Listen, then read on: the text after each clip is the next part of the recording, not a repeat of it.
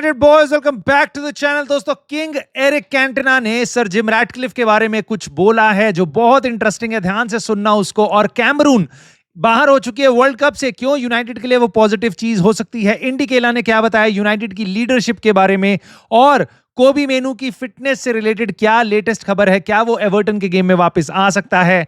Erik ten हाग के बारे में एक और क्रिटिसिज्म आ रहा है इंजरीज को लेके कि उसके टाइम में बहुत ज्यादा थी। मैं आपको बताऊंगा उसका एक्चुअल रीजन क्या है, और कुछ और कॉस्ट कटिंग मेजर्स सामने आ रहे हैं इनियोस के यूनाइटेड से रिलेटेड। और चेल्सी ने 16 साल का इक्वेडोर का सेंटर बैक साइन किया जो बहुत ही तगड़ा प्लेयर बता रहे हैं भाई।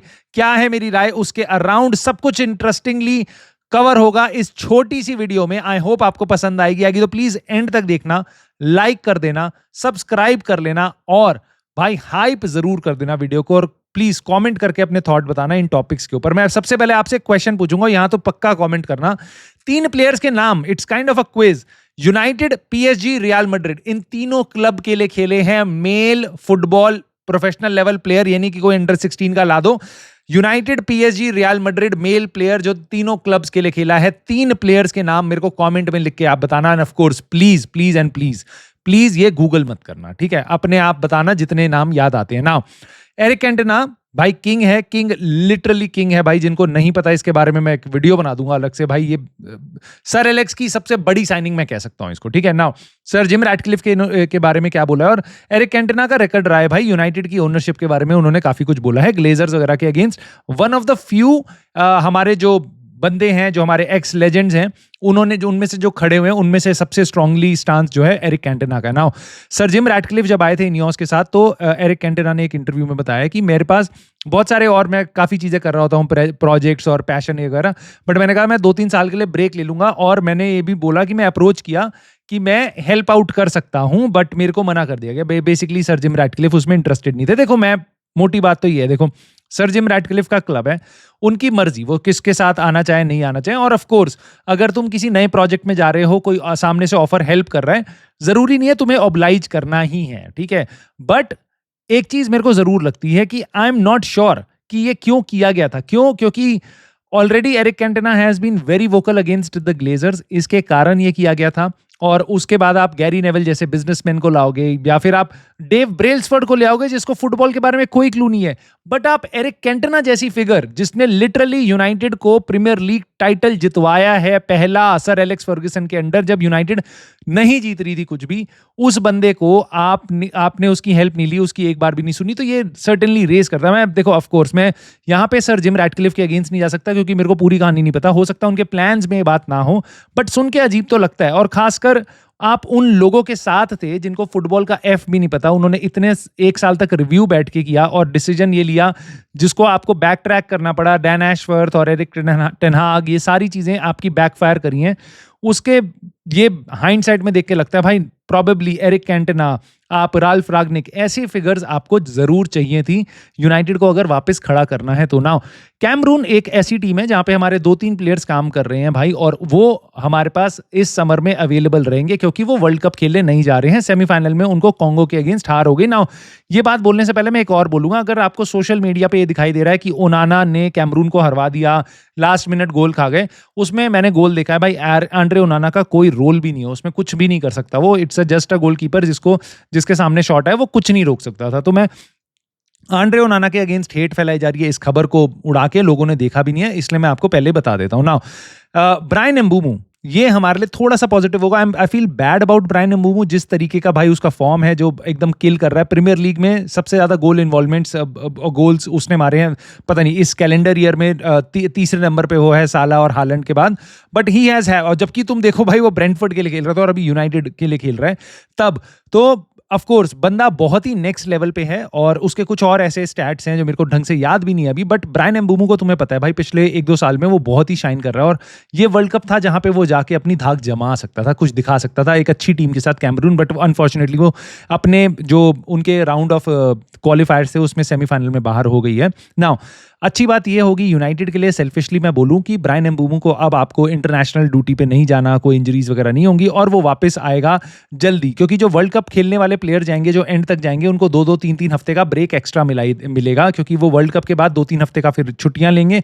उसके बाद वो यूनाइटेड में आएंगे प्रॉबेबली अर्ली अगस्त, ठीक है। बट ब्रायन एम्बूमो आपका जून में जाके छुट्टी पे जुलाई में आ सकता है, ट्रेनिंग वगैरह कर सकते हैं, तो नेक्स्ट सीजन के लिए ब्रायन एम्बूमो एकदम फिट एंड फाइन फॉर्म में रहेगा। नाउ बलेबा एक इंटरेस्टिंग ऑप्शन और है, क्योंकि बलेबा कैमरून का है और अब वो वर्ल्ड कप नहीं खेल रहा है। इसका पहला मतलब तो ये बनता है कि उसका प्राइस है सच कोई स्काई रॉकेट नहीं करेगा, और दूसरा वो अवेलेबल रहेगा ट्रांसफर के लिए। वरना क्या होगा ना, जब वर्ल्ड कप आपका शुरू होगा तो ट्रांसफर्स अचानक से रुक जाएंगे। जैसे मान लो सारे क्लब्स चले गए, सारे प्लेयर चले गए अपने क्लब्स के साथ, तो वहां पे जो अपने इंटरनेशनल टीम्स के साथ वहां के इंटरनेशनल टीम वाले मैनेजर बिल्कुल बोल देंगे भाई तेरे को अपना जो सॉर्ट आउट करना है ना, या तो यहां आने से पहले करियो अपना ट्रांसफर वगैरह का सारा ड्रामा खत्म, या अपना जाने के बाद करना। ये मेरे वर्ल्ड कप के स्क्वाड में ना मेरे को ड्रामा नहीं चाहिए कि तुम रियल मैड्रिड जा रहे हो, तुम पीएसजी जा रहे हो, तुम कहीं और जा रहे हो। तो प्लेयर्स को बिल्कुल साफ हिदायत होती है, और प्लेयर्स भी बिल्कुल फोकस करना चाहते हैं वर्ल्ड कप की टीमों पे। तो इसलिए बलेबा हमारे लिए फायदेमंद हो सकता है। मान लो अगर आप किसी और प्लेयर के लिए जा रहे हो, एलियट एंडरसन, लेकिन वो इंग्लैंड के वर्ल्ड कप के स्क्वाड में है, तो वो वर्ल्ड कप के टाइम पे आप उसको साइन नहीं कर सकते, या तो पहले करोगे या बाद में करोगे। और बलेबा को अब हम किसी भी टाइम कर सकते हैं, तो बलेबा के लिए हम पे ज्यादा टाइम मिलेगा। यूनाइटेड वैसे भी बहुत ज्यादा टाइम लेती है ट्रांसफर्स करने में। सो अगर बलेबा के लिए जा रहे हैं हम अगले समर में, तो ये एक बेनिफिशियल चीज हो सकती है यूनाइटेड के लिए, क्योंकि अब बलेबा वर्ल्ड कप के स्क्वाड में भी नहीं है, और वर्ल्ड कप में जो जाते हैं उनकी बेसिकली वैल्यू भी थोड़ी बहुत बढ़ जाती है अगर आप अच्छा खेलते हो क्लब आप इंटरनेशनल वर्ल्ड कप में। नाउ ओनाना एक और तीसरा नाम है हमारे को, बेसिकली मेरे को उसमें थोड़ा सा पॉजिटिव ये दिखाई दे रहा है कि तीसरा कि ओनाना को सेल करने के लिए ज़्यादा टाइम मिलेगा हमें, और ओनाना को जल्दी बेचने की आराम से हम उसको बेच सकते हैं, क्योंकि उस पर पूरा टाइम है, वो अपना क्लब ढूंढ सकता है। क्लब खाली है, प्लेयर यहाँ पे जो नहीं गए वर्ल्ड कप में वो खाली हैं, वो आपस में वो डील कर सकते हैं, दैट इज़ गुड। लेकिन रोमानो ने एक और अपडेट दी है आंड्रे ओनाना से रिलेटेड। उन्होंने बताया है कि मैनचेस्टर यूनाइटेड वो पक्का आएगा, क्योंकि जो उनका कॉन्ट्रैक्ट हुआ है अभी लोन पे, उसमें कोई भी बाय का ऑप्शन ही नहीं है, तो वो टर्की के क्लब से वापस आ जाएगा आंड्रे ओनाना, और फिर उसको यूनाइटेड सेल करेगी। 20 मिलियन से ऊपर यूनाइटेड कितने में भी उसको सेल कर सकती है। 20 मिलियन हमें अभी इंटर मिलान को देना है 50 मिलियन के कॉन्ट्रैक्ट में। ऑलमोस्ट 3 साल जा चुके होंगे इस सीजन के एंड तक, तो 20 मिलियन हमारा बचेगा जो हम देंगे। तो 20 मिलियन के ऊपर यूनाइटेड उसको कितने में भी बेच सकती है। नाउ इंडी केला ने एक बहुत इंटरेस्टिंग न्यूज़ दी है, और मैं उस पर बहुत ज़्यादा ध्यान नहीं लगाऊंगा क्योंकि वो इंडी केला है और उस पर मेरे को बहुत ज़्यादा ट्रस्ट नहीं है। वो कह रहे हैं कि United are planning something big that will shock fans around the world, only the high level officers are involve.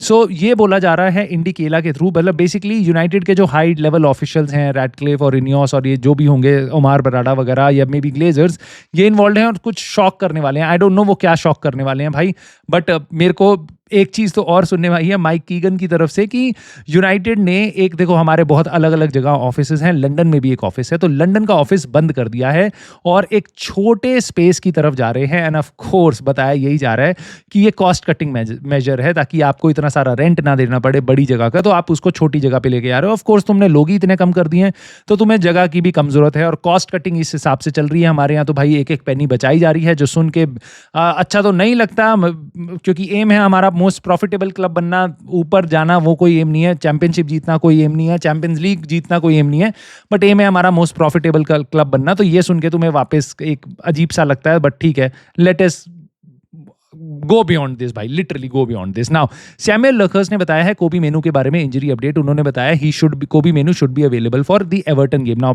मैं आपको बता देता हूँ, यूनाइटेड इस वीकेंड पे नहीं खेल रही, ऑफ कोर्स कोई गेम नहीं चल रहा। अगले वीकेंड पे सैटरडे संडे ईपीएल के गेम्स चलेंगे। मंडे को एक गेम है, वो है यूनाइटेड के होम में, वो है एवर्टन के अगेंस्ट। तो उस मंडे के गेम में कोबी मेनू अवेलेबल हो सकता है, ये बता रहा है सैमुअल लखर्स। और क्यों बता रहा है मेनू के बारे में, क्योंकि पिछले गेम में आपको याद होगा मेनू ट्रैवलिंग स्क्वाड में नहीं था, और हमारा ऑलमोस्ट जो 88 इयर्स का रिकॉर्ड था कि कोई भी हमारी गेम मैच वीक स्क्वाड में कोई भी हमारी एकेडमी का प्लेयर नहीं था, तो वो टूटने वाला था, तो जैक फ्लेचर को इंक्लूड कर लिया गया था। बट गुड इज कि मेनू आ रहा है, होपफुली उसको कुछ टाइम भी मिलेगा टीम में। नाउ उसके अलावा सैमुअल लखर्स ने ये भी बताया कि एक जो क्रिटिसिज्म होता था एरिक टेन हाग का, वो था कि प्लेयर्स बोलते थे कि उसकी ट्रेनिंग सेशन बहुत इंटेंस होते हैं, बहुत हार्ड होते हैं, जिसके कारण बहुत सारी इंजरीज हो गई हैं, ये बताया है सैमुअल लखर्स ने। और रूबेन एमरिम ने आके चेंज कर दिया। देखो यार, मैं बार बार बोलता हूँ, जो भी है भाई, एरिक टेन हाग के बारे में इस टाइम पे तुम्हें कितनी चीजें सुनने मिले, सारी गड़बड़ हो रही थी, क्यों? एरिक टेन हाग के चक्कर में सारी गड़बड़। जब वो जीत रहा था, जब एफए कप जीत रहा था, कैरेबाओ कप के फाइनल में गया था, वो वहां पे एफए कप हारा भी था फाइनल में, कैरेबाओ कप के फाइनल में लेके गया, 3rd नंबर पे हमें एंड कराया, तब कोई बात नहीं चल रही थी। तब ये कह रहे थे ओले एकदम पीटी टीचर था और एरिक टेन हाग एकदम बढ़िया बंदा है, सर एलेक्स फर्ग्यूसन नेक्स्ट है। अब ये कह रहे हैं सर आपका एरिक टेन हाग खराब है और Ruben Amorim next Alex Ferguson है। और जिस तरीके से यूनाइटेड जा रही है, मैं आपको ये बता रहा हूं, 2 साल बाद ये रूबेन एमरिम के लिए भी ये बातें कर रहे होंगे कि वो बड़ी सेटिंग में सबको फीडबैक देता था और अब जो नया मैनेजर आया है वो बहुत ही पर्सनलाइज्ड फीडबैक देता है। ये कुछ भी बातें निकाल के बता देंगे। भाई मेरे हिसाब से एरिक टेन हाग को मैं रिस्पेक्ट करता हूं, बंदे ने हमें 2 ट्रॉफी जिताई हैं, 3 फाइनल खिलाए हैं और कम्युनिटी फाइनल भी ऑलमोस्ट जिता ही दिया था, कम्युनिटी शील्ड, एफए कप में सॉरी अपना सिटी के अगेंस्ट वो भी जिता दी थी हमें।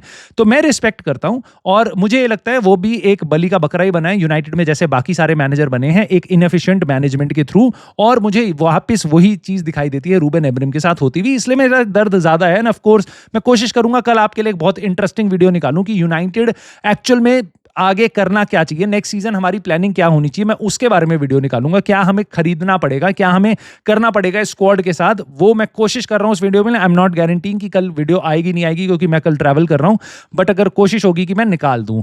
दूसरी चीज भाई, यूनाइटेड ने कुछ प्लेयर साइन करे हैं, तो मेरे को लोग कह रहे थे भाई तुम एक्साइटेड नहीं हो, यूनाइटेड 17 साल का मिडफील्डर ला रही है, एक और 17 साल का मिडफील्डर ला रही है, एक अफ्रीका से ला रही है, एक इक्वाडोर से ला रही है, मोइसेस कोसिडो होगा अगला, एक अगला जिनेडिन जिडान होगा, ब्ला ब्ला ब्ला ब्ला ब्ला। नाउ मैंने उस टाइम भी कहा था तो मैं अभी भी बोल देता हूं भाई, फब्रिज़ो रोमानो ने आके बताया है कि चेल्सी ने 16 साल का इमेंस प्लेयर साइन किया भाई, इक्वाडोर का सेंटर बैक है डीएनएर और डोनेज, भाई बहुत ही सॉलिड बंदा है, ब्ला ब्ला ब्ला ब्ला ब्ला। भाई I don't care, no no no no no, not because it is Chelsea. और मैं ये नहीं बोलूंगा तुमको कि चेल्सी साइन कर रही है, देखो वो कितना अच्छा कर रही है, हम बेकार कर रहे हैं, no no no no no.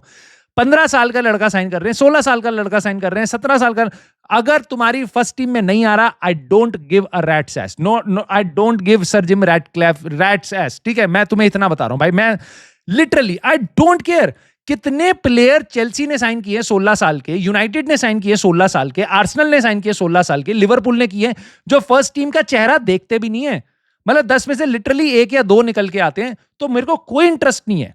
और मैं चेल्सी का एग्जांपल इसलिए ले रहा हूं क्योंकि मेरे को तुम ये ना बोलो कि भाई तुम यूनाइटेड के लिए ही क्रिटिकल होते हो, तुम जब वो बेफालतू की हरकतें न्यूज में ज्यादा आके पीआर करती है। अगर चेल्सी ने, देखो यहाँ पे पीआर तो कुछ नहीं किया, रोमानो ने न्यूज दी है। अगर हाँ ऑफ कोर्स इस पे आर्टिकल लिखे जाए कि टोड बोली ने कैसे चेंज कर दिया, या उनका जो भी स्पोर्टिंग डायरेक्टर है उसने सब कुछ चेंज कर दिया, तो मैं उसको लेके भी क्रिटिकल होऊंगा। बट ऑफ कोर्स हम चेल्सी का चैनल तो है नहीं, हम यूनाइटेड जब ऐसी पीआर स्टंट करती है तो मैं उसको क्रिटिकल होता हूं लेके। बट चेल्सी ने यहाँ पे किया है, okay good to know, but देखते हैं अगर ये प्लेयर फर्स्ट टीम में आता है तब देखेंगे, ठीक है? नाउ कुछ प्लेयर्स यूनाइटेड भी साइन कर रही है, ट्रैक कर रही है, इनफैक्ट मैं तो उनके साथ लिंक आ रहे हैं और मैं ज्यादा इन पे वापस बहुत ज्यादा ध्यान दूंगा नहीं, बट तुम्हारे सामने बोल देता हूं। साइमन जोन्स ने बोला है हम स्पोर्टिंग लिस्बन का डिफेंसिव मिडफील्डर है सेल्वेडोर ब्लोपा, 18 साल का प्लेयर है, काफी अच्छा खेल रहा है, 6 फुट 2 इंच का है, राइट मिड में खेल सकता है और राइट बैक खेल सकता है। और उसको कंपेयर किया जा रहा है नूनो मेंडेस जो लेफ्ट साइड में खेलता है उससे, कि वैसा है, एथलेटिसिज्म बहुत ज्यादा है।